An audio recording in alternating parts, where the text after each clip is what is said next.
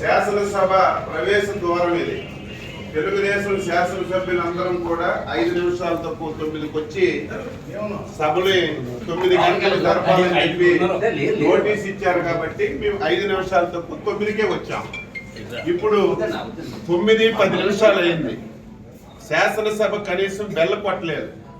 ఎందుకు కొట్టలేదంటే లోపల వైసీపీకి చెందినటువంటి 3 శాసనసభ్యులు ఉన్నారు.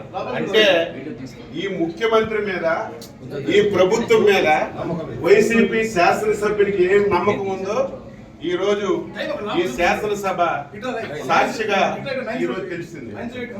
ఏది ఏమైనా సరే ప్రజాస్వామ్యాన్ని నమ్మినటువంటి వ్యక్తులుగా శాసనసభలో మాకు ఏ అవకాశాలు ఇవ్వకుండా, ప్రజా సమస్యలు లేవనెత్తకుండా, మమ్మల్ని ఎన్ని అవమానాలకు గురి చేసిన ప్రజల గురించి శాసనసభకు వచ్చి మా బాధ్యతని మేము నిర్వహిస్తున్నాం.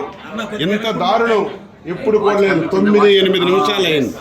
ఇంత దారుణం ఏది ఏమైనా సరే ఈ 5 సంవత్సరాలు ఈ శాసనసభలో ఈ రాష్ట్రానికి ఉపయోగపడినటువంటి ఒక్క చట్టం కూడా చేయలేదు.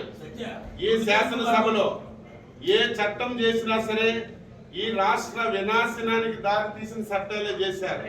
అందుకే ఈరోజు ఈ విషయాలన్నీ ప్రజలకు తెలియజేస్తున్నాం. దయ ఉంచి ప్రజలారా ప్రతి ఒక్కరు ఆలోచించండి. శాసనసభ అంటే ఈ రాష్ట్రానికి ఒక దేవాలయం. 5 కోట్ల మంది ప్రజలకి న్యాయం చేసినటువంటి సభ ఈ సభని ఇంత దారుణంగా తయారు చేశారు. ఈ రోజు జగన్మోహన్ రెడ్డి ముఖం చూడాలన్నా, శాసనసభకు రావాలన్నా నీ శాసనసభ్యులే ఈ రోజు రావడం లేదంటే ఇప్పటికైనా సిగ్గు తెచ్చుకోమని చెప్పి సందర్భంగా కోరుతున్నాం. 10 నిమిషాలు అయింది. మేము ప్రజాస్వామ్యాన్ని నమ్మిన వాళ్ళగా శాసనసభని గౌరవించాలని 5 నిమిషాల తక్కువ 9కి వస్తే నీ అధికార పార్టీ సభ్యులు ఒక్కరు కూడా రాలేదంటే బుద్ధి తెచ్చుకో జగన్మోహన్ రెడ్డి అని చెప్పి